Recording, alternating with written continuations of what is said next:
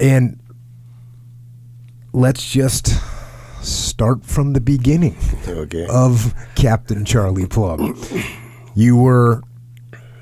I know you were born where? I was actually born in Gary, Indiana during World War II. My father was about to be inducted, and so he moved us to a little tiny town in Kansas where he thought my mother and I and my big sister could live there while he went off to war. Well, as it turned out, he couldn't pass the physical, so he didn't go to war. But that's where I grew up, in a tiny town in the middle of Kansas. And I know you went to work at a pretty early age, throwing papers. Oh, yes. And you referred to that in the book, and that's just a nostalgic thing, isn't it? Throwing. No one throws papers anymore. It doesn't happen. There's no kids with paper routes anymore. I guess that's true. I read a statistic one time of all the successful people in the world. Most of them were paper boys when they were kids, but not anymore. You're right. You don't see that. Yeah, now they're throwing up Twitter posts. Yeah, that's it. No, I threw the Topeka Daily Capital. There you go. In this little town of 300 people, and I had about 55 customers. The route was 5 miles long, and on a cold February morning in Kansas, that was a long way. I finally convinced my father that I could buy a motor scooter with all of my earnings, and so we went across the river where there was no bank in town. Went across the river to Perry, Kansas, and borrowed enough money to buy a Cushman motor scooter. And I was only 14 when that happened. Nice. Yeah, so I got arrested one night. Driving my motor scooter. Up to no good. What were you doing that you got arrested on the motor scooter? Well, I was trying to go to the county fair. Because can you even speed on a motor scooter? Is that possible? No. I couldn't. But I was small for my age, so at 14, I know I wasn't 5 feet. And I had my buddy on the back, and he was even smaller than I. And I think that the cops just saw these two little kids on a motor scooter in the middle of the night, and we were arrested. And at some point, I think it was you had a basketball coach, or a coach at your school that was a pilot in World War II. No, he was actually he was a vet, but not a pilot. Oh, okay. He was a doughboy in World War I. Oh, wow. Yeah, and he had shrapnel in his leg from his war, and he walked with a limp. And he was quite a disciplinarian, and he tried to make that little basketball team work, but we were just really not very talented. What is it about, I don't know, when I was a kid and I would see, a Vietnam vet, for me, that's primarily what I would see is old Vietnam vets, and I'd say, hey, that guy's got shrapnel in his leg and walks with a limp. When I grow up, I want shrapnel in my leg and I want to walk with a limp. That's my goal. Is that just part of male, boy nature? It may very well be. Yeah.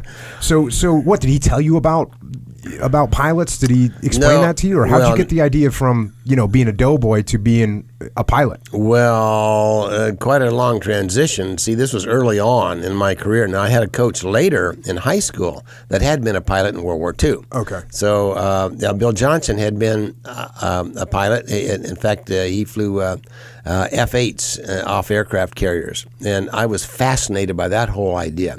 But I will tell you that being a hayseed from Kansas, I never even dreamed of flying an airplane. I'd never been in one.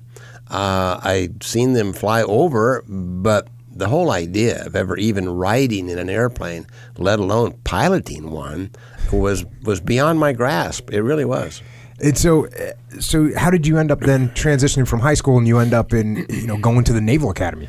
Well, that was kind of by accident, too. I needed an education. My parents were too poor to send me to college. I started looking for scholarships. And my older sister was dating a guy who was an NROTC student at the University of Kansas. And he gave me a book that says, here's how you apply for the NROTC in Kansas. Well, the back page of the book, in fairly small letters, said, oh, by the way, it's the same qualifications to go to the Naval Academy. Well, what the heck? Did you even know what the Naval Academy was, or did you figure it out right then? I did not know. I really had no idea. I didn't know about the Army-Navy game. I didn't know anything. Now, my closest relative in the military was a cousin in the Coast Guard.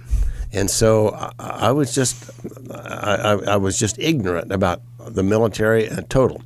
So, I'd like to sit here, Jocko, and tell you that I had all these great dreams, of being a fighter pilot and an admiral and commanding ships and squadrons and all that. But no, it was all by accident. In fact, when I applied, you get appointments from congressmen.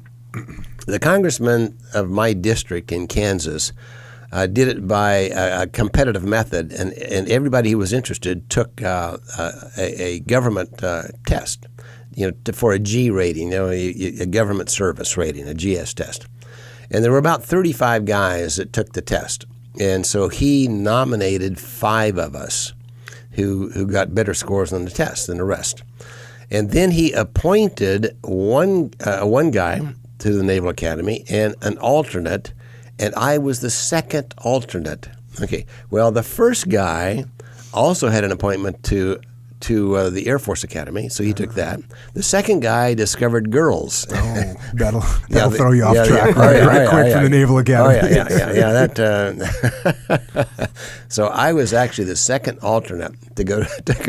And so I got on that Greyhound bus in Kansas City, Kansas, and 2 days later, it took me 2 days to get to Washington, D.C. And, of course, I was seeing country I'd never seen before. And that's when I raised my hand, as you did, and pledged to defend the Constitution of the United States against all enemies, foreign and domestic. And then at some point at the Navy, did you know about naval aviation? I guess you did from Bob Johnson. Yeah. He told you about naval aviation. Did you have that thought in your mind of naval aviation at that point? Not really. I still kind of assumed that I could never qualify to do that. And in thinking back at it, I think, well, where were my dreams? But kids that grow up in little towns don't usually have big dreams. We don't know how to do that. And my father had completed the 8th grade. That was his education. My mother had, in fact, completed high school, but I was one of the first in the family to ever go to college. And so, it was. It wasn't even a part of the thought process. So once I got to the Naval Academy and thought back to Bob Johnson and that kind of experience and saw that there was a possibility of doing this, then my energies and efforts turned towards naval aviation. And it must have been, that's always been ultra competitive at the Academy. Mm-hmm. And I know we had another pilot on, Dave Burke, and he was talking about how each step of the way he kind of looked around and said, I think I can actually do this. It's kind of the same thing. You look around and say, I think I can get the best grades, or I think I can get in this position. Mm-hmm. At some point you must have said, I think I can do this. There was, as a matter of fact, and it's a great revelation, when you finally talk to yourself into accepting the fact that you do have the talent to do this. And until that point, you don't really try as hard, I guess. And while you're at the Academy also, is this when you got involved with Ann for the first time? Is that at the Naval Academy? Ann was my high school sweetheart. Oh, okay. Yeah, we played the French horn in the band together. Those girls with the French horns. Yeah. Yeah, she is a beauty and was a beauty, and she showed up at our school, but was she came into our little town in Kansas from Indiana, and she had a boyfriend in Indiana. Mm-hmm. She wasn't telling me about, for the first several. Charlie don't care about that boyfriend. No, and his name was Bart, and they called him Black Bart. So Bart was, and she wouldn't kiss me, we dated for months, and the girl wouldn't kiss me. Yeah, dang. It's tough. It's the most reaction I've ever seen out of Echo, by the way, on the podcast. I think he's been there. You just heard him. Yeah, he had some bad memories on that one. Finally, we're getting some Echo flashbacks. It's hard, Bill. It's hard. Maybe we should talk about your story. Oh, man, some other time. All kinds of kissing denials going on over there with Echo Charlie. So finally, I think it was Thanksgiving. It was right at Thanksgiving, and I intercepted a letter that she had gotten from Bart. And wait a second, how do you intercept a letter without breaking and entering? No, it was all above board, but we'll leave it at that, I guess. I just we're going to leave that one where it is. I confronted her, with this guy Bart. Oh no, she said, no, we're serious and we're going to get married someday. In fact, he's coming to Kansas for Christmas. I said, I'll make a deal with you. I said, I don't think he's coming for Christmas. And so if he comes, I'll back off, and you don't have to worry about me trying to kiss you anymore. But if he doesn't come, then you and I go steady. Huh? Legit. Well, he didn't come. Yeah. And so started a wonderful relationship. We then went steady in high school. Of course, then I go off to the Naval Academy, fur piece from Kansas. And she went to University of Kansas for her first year there, but we continued to communicate, and I saw her at Christmas time when I came home, and then she decided to move to Washington D.C. to work for a senator out there, and so she spent the last 3 years at the Naval Academy. They're close enough so that we could continue to see each other. So it was.